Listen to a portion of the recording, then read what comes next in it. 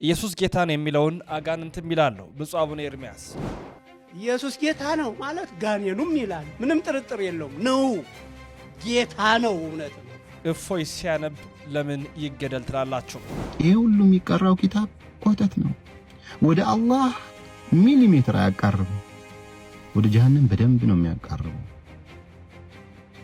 ባይሆን ማልቀበላቸው ሐዲሶች አሉ ሶሒህም ቢሆን የመንፈስ ስብራት ስጋንም ይሰብራል። ክርስትና ጭንቅ ሆኖባቸው ከክርስትናው ዓለም የሚወጡ በጣም ብዙ ሰዎች ሊኖሩ ይችላሉ። አልቀን ነው ቅናተኛም አይደለሁም ብለን የምናወራው ነገር ዲያቆን ሄኖክ ኃይሌ እንዲህ ይለናል።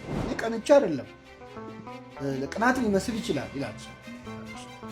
በጣም ይባላል ይሄ አባባል በጣም ይባላል። ቅናት ሊመስል ይችላል ግን አይደለም። እንደዚህ አስቤ ነው። የዩ ጩፋ አወዳደቅ የከፋ የሆነ ነው። አንዳንዴ በማን አለበኝነትና በክፉ አስተሳሰብ ተነስታችሁ ወደ ሰማይ የወረወራችሁት ድንጋይ ጊዜ ይፍጅ ዓመታት ይቁጠር እንጂ መመለሱ አይቀርም።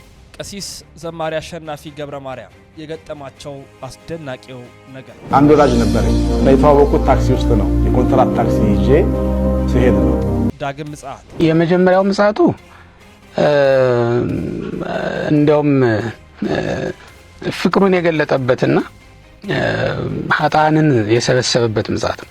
ኃይለኛውን ለማሰር እሱ ደካማው ነው መጣ። የተወዳችሁ ቤተሰቦቻችን እንዴት አላችሁ? እንዴት ቆያችሁ? እንዴት ሰነበታችሁ? ሰላም እግዚአብሔር ባላችሁበት ቦታ ሁሉ ይድረስ። በመላው ዓለም የምታደምጡን ሀገር ውስጥ ከሀገር ውጭ ያላችሁ ሁላችሁም ይህን መረጃ ላይክና ሼር በማድረግ እንድትጀምሩ በፍጹም ትህትና እንጠይቃችኋለን። 6ኛ ሳምንት ላይ እንገኛለን።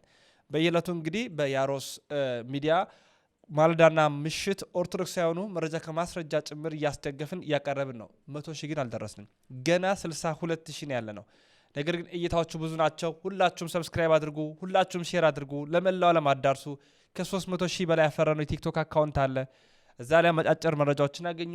ኢንስታግራም፣ ቴሌግራም፣ ፌስቡክንም አማራጮቻችሁ አድርጉ። ወደ መረጃችን አመራ።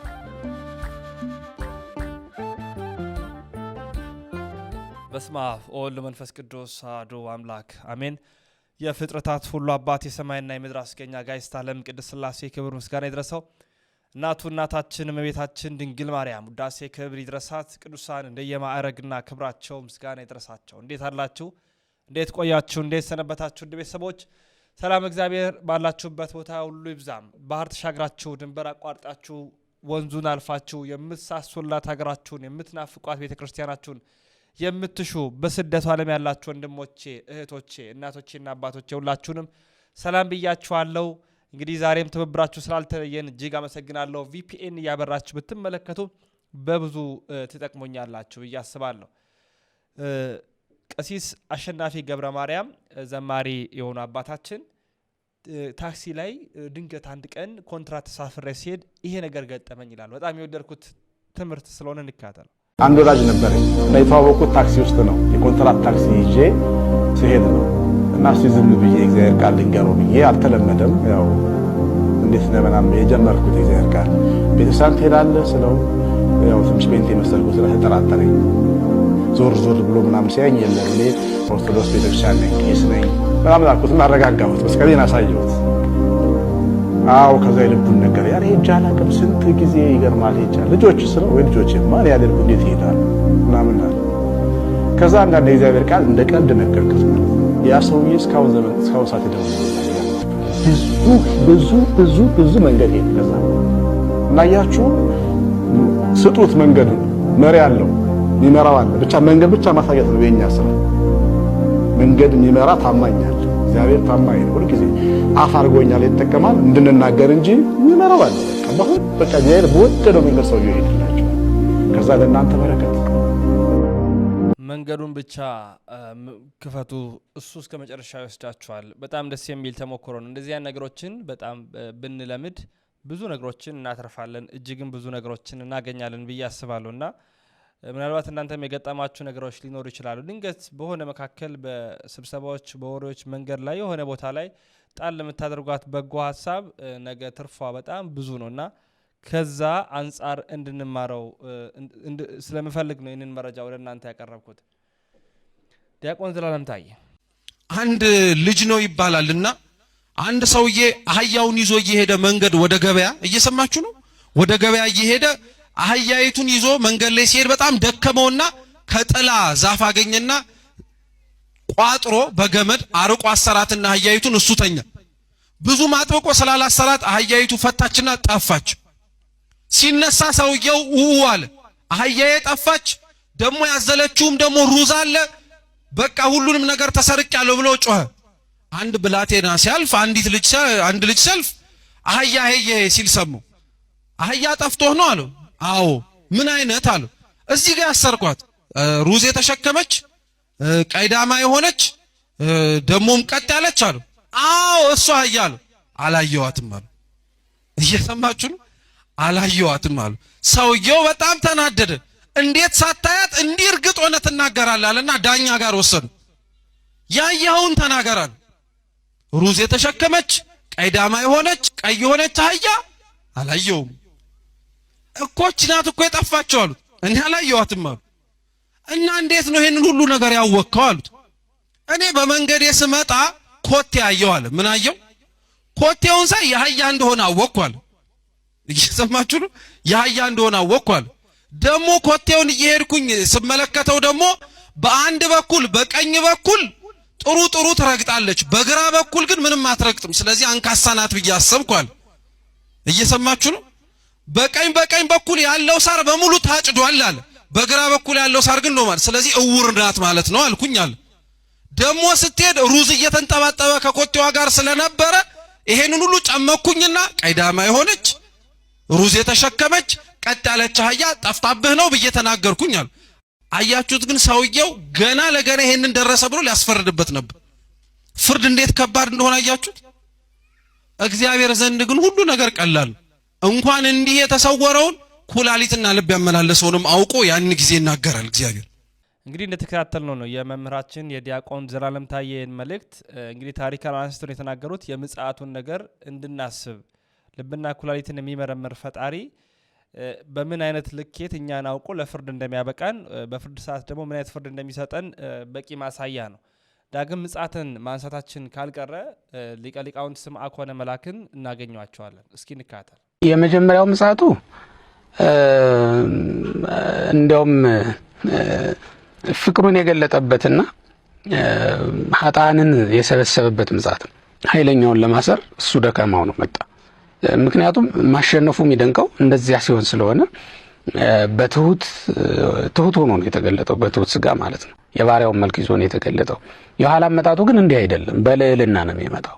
ያ ማለት ምንድነው? በግርማ መንግስት በብርሃነ መለኮት ይመጣል ማለት ነው።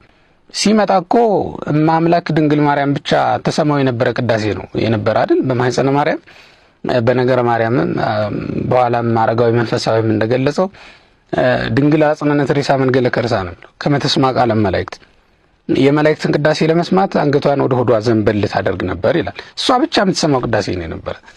ኋላ ሲመጣ ግን ዓለም ሁሉ የሚሰማው የምስጋና ጎርፍ እየጎረፈለት ነው የሚመጣው። ዓለም ሁሉ የሚሰማው ማለት ኃጥአንም ጻድቃንም አጋንንትም ሳይቀር ሁሉም በዚህ ልዩ ነው ማለት ነው። ዮሐንስም በራእዩ ምዕራፍ 14 ላይ ይሄንን ነው የሚገልጸው። ቅዳሴ እንደሚቀርብለት ውዳሴ እንደሚቀርብለት የዘንባባ ዝንጣፊ ተይዞ እየተዘመረለት እንደሚመጣ ነው የሚናገሩ። አሚሃ ኢሬ ወለወግወን ያዩት ሰዎች የወጉት ሰዎች ያዩታል እናም ያምኑበታል። አይሁድ ሳይቀር ያምኑበታል። ያን ጊዜ እምነታቸው ምንም እንኳን የሚረባ የማይጠቅም ባይሆን አምነውበት ተሳስተን ኖሯል ለካ ይቅር በለን የሚሉበት ዘመን ነው። በዚህ ምድር ላይ በመጣበት ጊዜ ግን ይቅር በለን አላሉትም። የሰው ልጆችን ኃጢአት የሚያስተሰርይላቸው እያሉ ያፌዙበት ነበር። ያ ይቀየራል። ስለዚህ የኋላ ምጽአቱ ሁሉን አስተካክሎ አምላክነቱን የሚገልጥ ነው ማለት ነው። የትንሣኤ አሁን የሰው ልደት በትንሹ 3 ጊዜ ነው። የመቃብር ይሄ ከማህፀን የምንወለደው ልደት አለ። ከዚያ ደግሞ በ40 ቀን እና በ80 ቀን የምንወለደው መንፈሳዊ ልደት ደግሞ አለ። ሌላ የምንጠብቀው አንድ ልደት አለ። 3 ልደታት ስለሆነ ያሉን እሱም ልደተ ሙታን መቃብር ነው።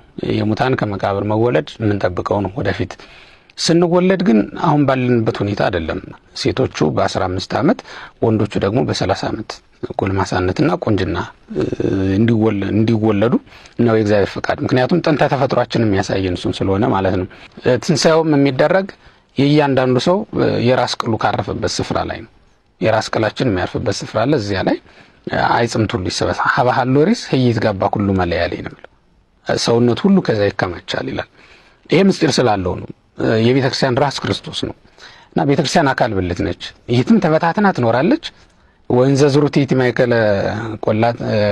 ማይከለ አድባር ወቆላተ ገዳም ተካቢያ ተከውና ተበስፎራ ነው።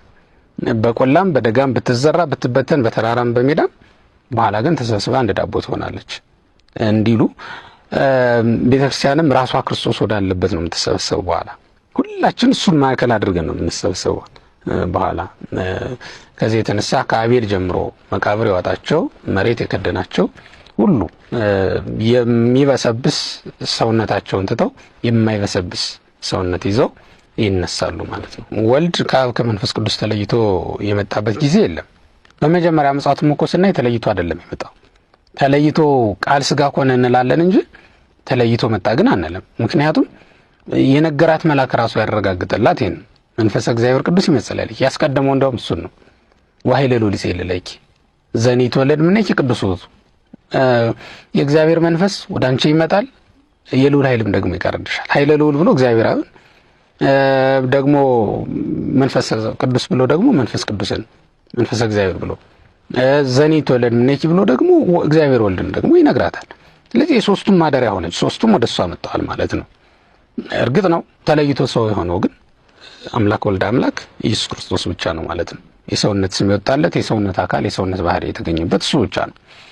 እንደዚሁም ሁሉ በኋላ ምጽአቱም ምናልባት አሁን በቤተ ክርስቲያናችን ስንናገር እሱም ራሱ ሲናገር እመጽካይ ወይነሳክሙ ነው ያለው።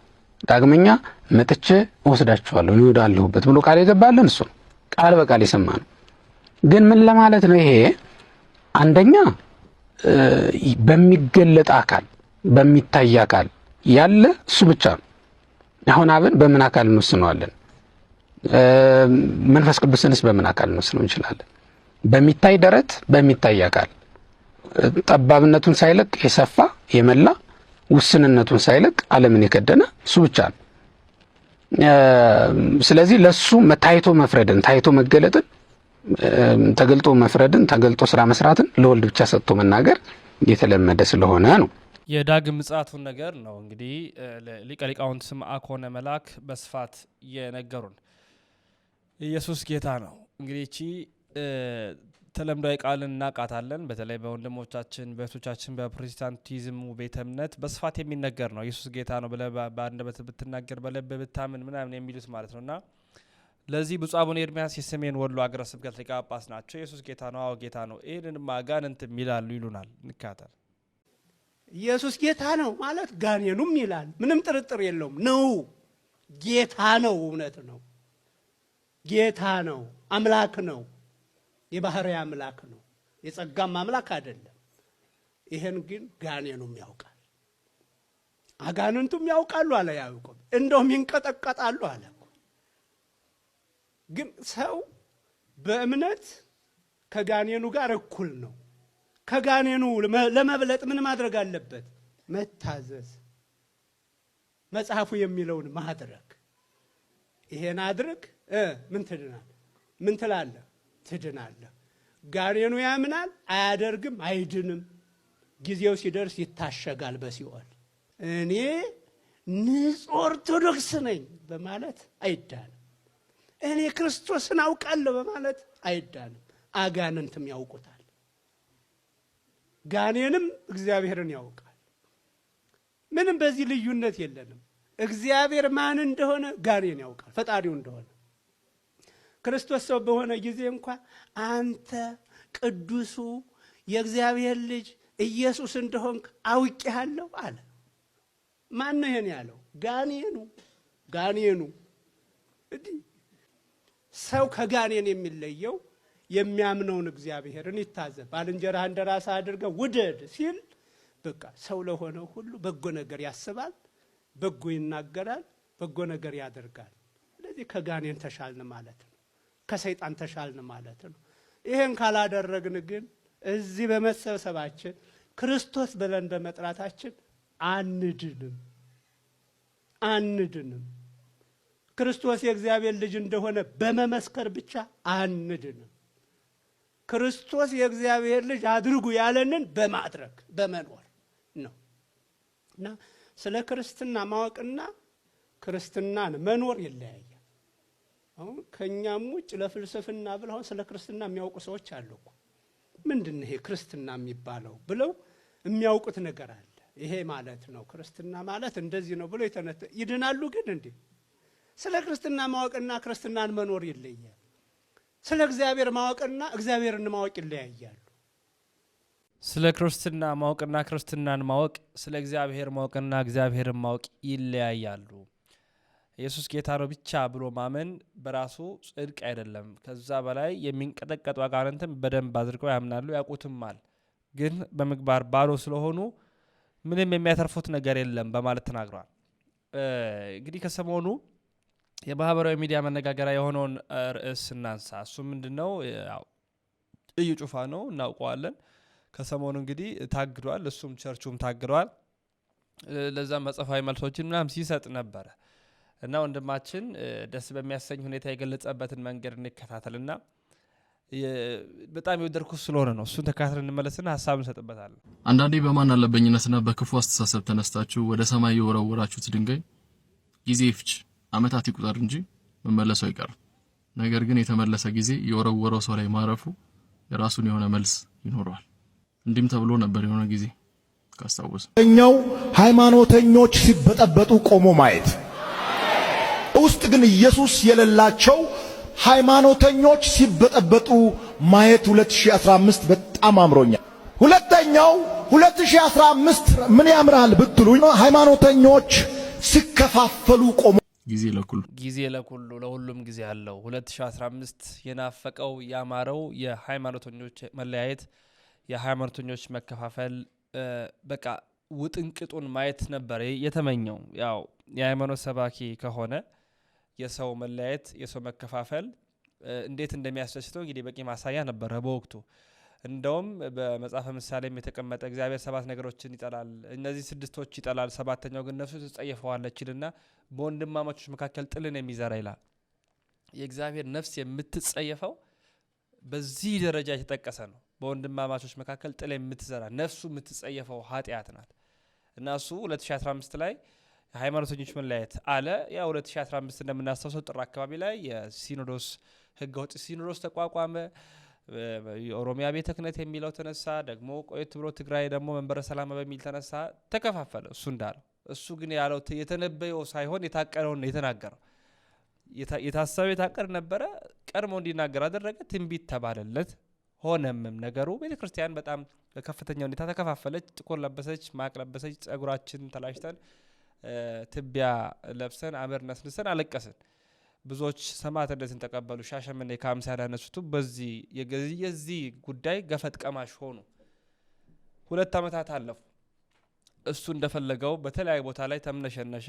ብዙዎቹ ተቀበሉት፣ እንቅስቃሴ ያደረጉት፣ አወደሱት፣ ገንዘቦችን የፈለገውን ያህል አካበተ። ከዛስ 2017 ከ2 ዓመታት በኋላ የተመለከትነውን ነገር አየ ነው። እሱም ቸርቹም ታገዱ። ፍቃዳቸው ላይሰንሳቸው ሙሉ በሙሉ ተያዘ። ካውንስሉ የነሱ የወንጌላውያን ካውንስል ወሰነበትም። በዚህ የተነሳም ተቆጭቶ እኔ ራሴ ካውንስል ነኝ ምናምን የሚል ነገር ይዞ መጣ። መጨረሻ በራሴ አንድ ሃይማኖት ነኝ እምነት ነኝ እንዳይል እንሰጋለን። ዋናው ጉዳይ ግን ምንድነው? ሰዎች ላይ ክፋትን አታስቡ አታቅሉምም። የጊዜ ጉዳይ ነው። 2 3 ዓመት 10 ዓመት 20 ሊሆን ይችላል። ወይ በዛ ዘመን በራሳችን ካልሆነ በትውልድ በልጅ ልጆቻችን ዋጋ እንከፍላለን። የሱ 2 ዓመት ብቻ ነው እንዲህ ሆነው የፈነጨውም። ከዚህ በኋላ እንግዲህ ምን እንደሚሆን እንመለከታለን። በአጠቃላይ ግን ክፋትን እያሰብንበት ሳይሆን ያው ትምህርት እንዲሆነን ነው። እፎይ ሲያነብ ይገደል ለምን ይባላል? በዛ ቤት ይሄ እኮ ተነበዋል። እንካታል። የሰው ልጅ በተወለደ ቁጥር አሉ ማንኛውም ሕፃን በሚወለድበት ዕለት ልክ ከእናቱ ሆድ ወጥቶም ድርዱብ ሲል ያው ብሎ ይጮሃል። ያኔ የማንም እንግዲህ ህይወት ካለው ሙቶ ከሆነ ነው የማይጮኸው። በህይወቱ ተተወለደ አንድ ልጅ ልክ እናቱ መሬት ዱብ ሲል ይጮሃል የግድ ማለት ነው።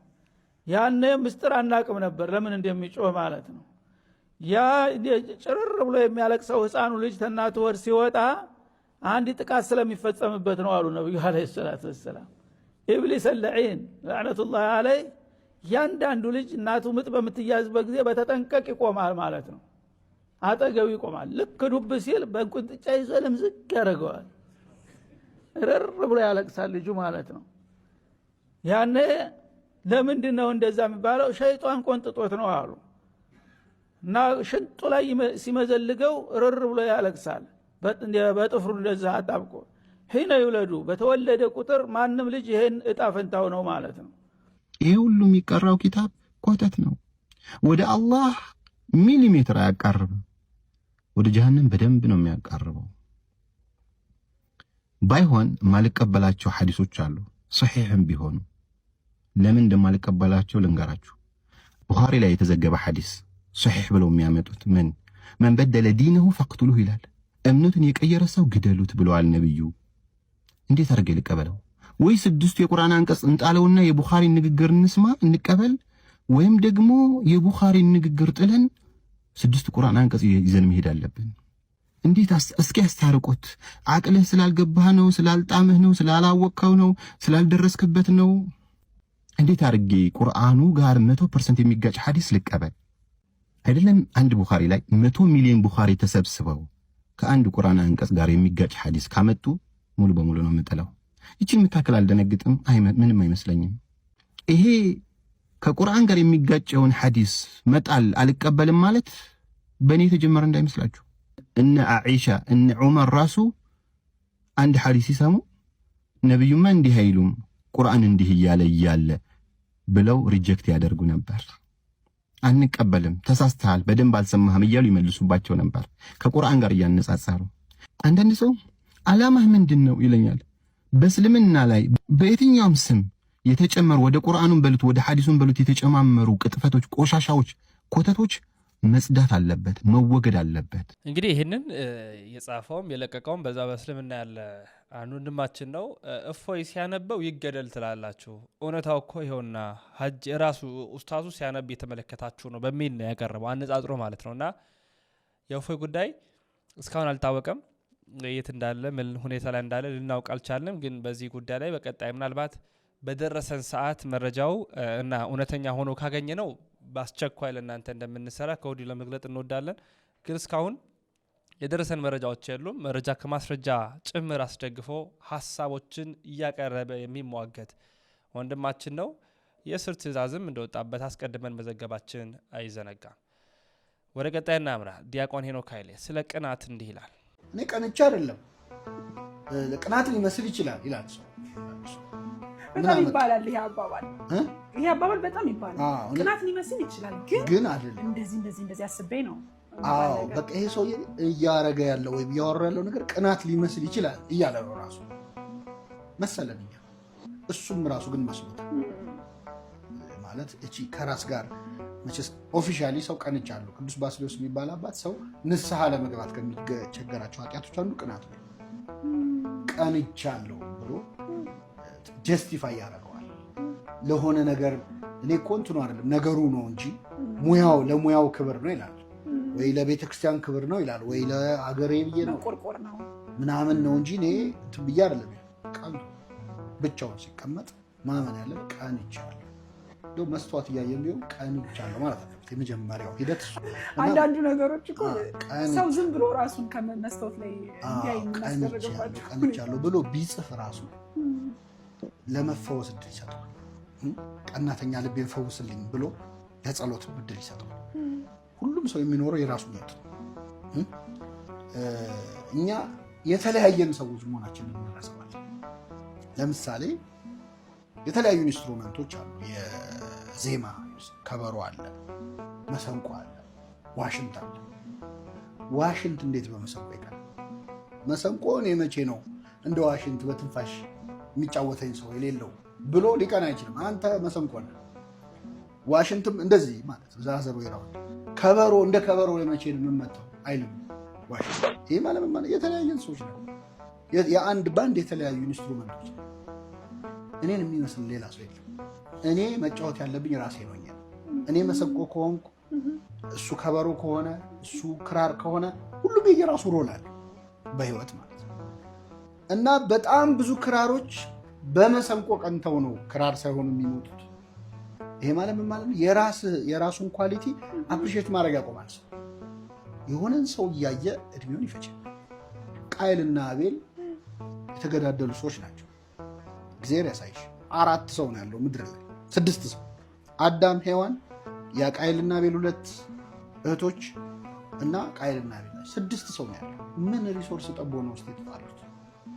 ምንም እኔ የቃየልና አቤል ታሪክ ሳስብ አንድ ኢንተርቪው አይቼ በጣም የገረመኝ ደብረ ታቦር ላይ ለመጀመሪያ ጊዜ በኢትዮጵያ 2 መኪኖች ደብረ ታቦር ላይ ነበሩ የሚል አንድ ሰውዬ ኢንተርቪው ሲሰጡ ሰማሁ እና እነዛ 2 መኪኖች ተጋጩ። 2 ብቻ ናቸው። በከተማው ያለው መኪና 2 ነው፣ ተጋጩ ማለት ይሄ አይሮኒክ በጣም። ፈረሶቹ 2 ናቸው።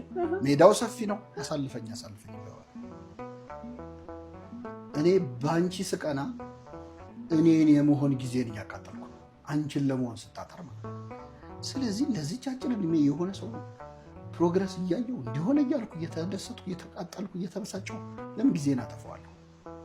አንተን በመሆን ቢዚ ከሆንክ የሌላው ጉዳይ አሳስብ እና ብዙ ጊዜ ቅናት የሚመነጨው እግዚአብሔር ለቃየል ምን አለው መሰለሽ? ስለምን ቀና ስለምን ፊት ጠቆረ አለውና ምን አለው መሰለሽ? መልካም ብታደርግ ፊት ያበራል ነበር አለው። ምን ማለት ነው? አንተ መልካም ከሰራህ የእሱ ሰክሰስ አያበሳጭህ።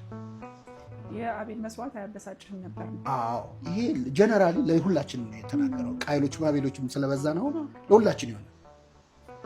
እኔ ጓደኛዬ መኪና ሲገዛ የምናደደው እኔ መኪና ስለሌለኝ፣ እሱ ከመግዛቱ በላይ እኔ ያለመኖር ጫና ሆኖብኝ ለምናደደው አይደል? ቢኖረኝ ግን ምንም አይመስለኝም። ስለዚህ የእሱ ሰክሰስ የሚያናድደኝ እኔ ፌል ስላደረኩ። ስለዚህ መፍትሄው ምንድን ነው? የራሴ ላይ መስራት ነው። መልካም ብታደርግ ፊት ያበራ የለ ወይ? ለምን ራስ ላይ አታተኩርም? ያንተ ስኬት የእሱ ስኬት እንዳያናድድህ የማድረግ አቅም አለው። ስለዚህ ራስ ላይ ማተኮር፣ ከራስ ጋር መወዳደር። እኔ መብለጥ ያለብኝ ራሴ ነው። አሁን ያለሁትን ሄኖክን መብለጥ ነው እቅዴ መሆን ያለበት። ሁሉም ሰው አሁን ይህን ውይይት የሚሰማ ሰው መብለጥ ከፈለገ መወዳደር ከፈለገ አሁን ካለው ራሱ ጋር ከዚህ በኋላ 5 ዓመት ቢኖር የዛሬ 5 ዓመት ምን አይነት ሰው ነው የምሆነው ብሎ ትናንት ምን ነበርኩ ከትናንት አሁን ይሻል ከሆነ ከዛሬ ነገ ምን አይነት ሰው ነው የምሆነው? ይሄኛውን ሰውዬ ብለጠው። ጎረቤትን እያየ ጊዜ ናታት። እሱ የራሱን ሩጫ ነው የሚሮጠው። ምን እንደሆነ የምትቀናበት ሰው ከጀርባ ያለውን ስቃት አታውቅም። ብዙ የራሱ ህመም አለው። ስለዚህ እኔ ለመብለጥ የማስበው እኔን ከሆነ ውድድሩን በጣም ደስ የሚል ውድድር ይሆናል። የተወዳችሁ ውድ ቤተሰቦቻችን የዛሬ ቪዲዮ መረጃ ማስረጃዎቻችን ይህን ይመስላሉ። መረጃው ለመላው ዓለም እንዲዳረስ ላይክ፣ ሼር፣ ሰብስክራይብ በማድረግ ትብብራችሁን አጋርነታችሁን በማሳየት ዘወትር ከጎናችን ቁሙ።